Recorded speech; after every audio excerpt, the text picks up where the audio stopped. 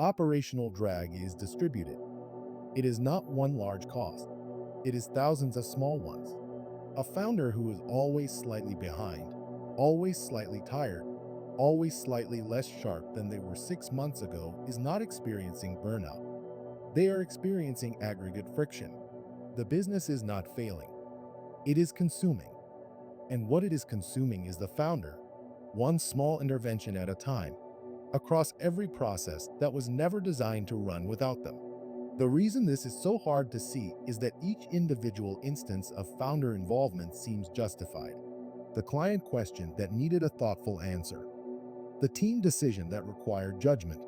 The process gap that only the founder could see clearly enough to close. None of those things are wrong in isolation. The problem is not any single instance. The problem is that there are hundreds of them every week, and each one draws from the same finite pool of founder energy, attention, and cognitive capacity. The aggregate cost of that draw is not visible in any single moment. It only becomes visible when the founder tries to do something that requires their full capacity and realizes it is not available because it has already been spent. Every task that routes through the founder that does not need to is a tax on the operation, not a visible tax. A friction tax. It slows the decision. It delays the output. It adds latency to every process that touches it. And because each individual instance is small, the tax never feels significant in the moment. It only becomes visible in aggregate when the founder looks at where their time actually went and realizes the business has been billing them for thousands of hours of work that was never supposed to be theirs. The friction tax compounds in two directions simultaneously. It costs the founder energy on the input side, and it costs the business speed on the output side. Every decision that waits for founder availability is a decision that could have been made faster if the right person or the right framework had been in place to make it. Every process that pauses at a founder checkpoint is a process that is running at a fraction of its potential speed. The cumulative effect of that across the entire operation is a business that is significantly slower and more expensive to run than it appears from the outside. And the cost is invisible precisely because the founder is absorbing it personally rather than letting it show up in the numbers.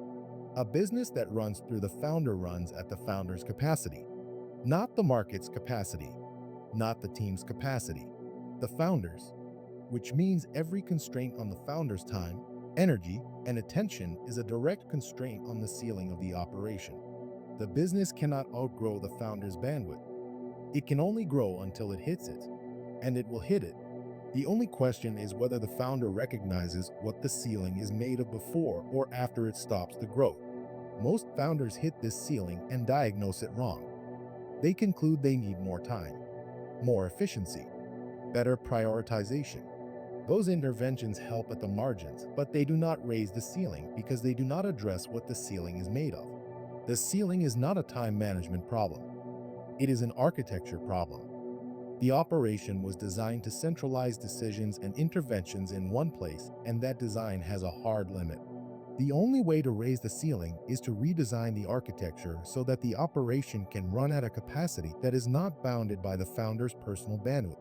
That redesign starts with identifying which parts of the operation are running through the founder by necessity and which are running through the founder by default. The distinction matters because the interventions are different. A genuine founder dependency, something that actually requires the founder's specific judgment or relationships, needs to be addressed by building the next layer of capability that eventually makes the dependency obsolete. A default dependency, something that routes to the founder because no one ever built the structure to handle it elsewhere, needs to be addressed by building that structure now and removing the founder from the loop immediately. In most operations, the default dependencies significantly outnumber the genuine ones. The founder is in the loop on things that do not require them, not because of intentional design, but because of accumulated habit. The team learned to ask. The clients learned to escalate. The processes were built with the founder as a checkpoint because that was the path of least resistance at the time. None of it was a deliberate choice to centralize. It was just what happened when the business grew faster than the architecture. And it keeps happening until the founder makes a deliberate decision to stop it. The energy drain stops when the architecture catches up. Not all at once. but decision by decision, process by process. As each default dependency gets redesigned and the founder gets removed from the loop on things that do not actually need them. Each removal is small. Each one returns a fraction of the capacity that was being consumed. And over time, those fractions compound into something significant. A founder who is operating at 80% of their capacity because 20% is being consumed by default dependencies has meaningfully more available for the things that actually require them than a founder who never did the redesign. There is also a quality dimension to this that most founders underestimate. The decisions and contributions that genuinely require the founder are not uniform in their demand on the founder's capacity. Strategic thinking, creative problem solving, high stakes relationship management require the founder at their best, not their most available. A founder who has spent the day processing default dependencies arrives at a genuinely important decision with less of what that decision actually needs.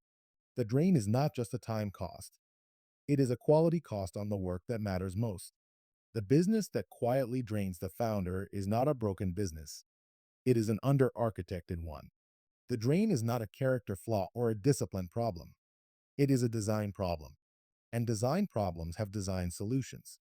The founder who understands that stops trying to manage their energy better and starts redesigning the system that is consuming it. Next episode, we are going into something that connects directly to this.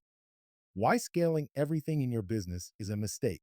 Because the instinct after doing the subtraction work is to scale what remains.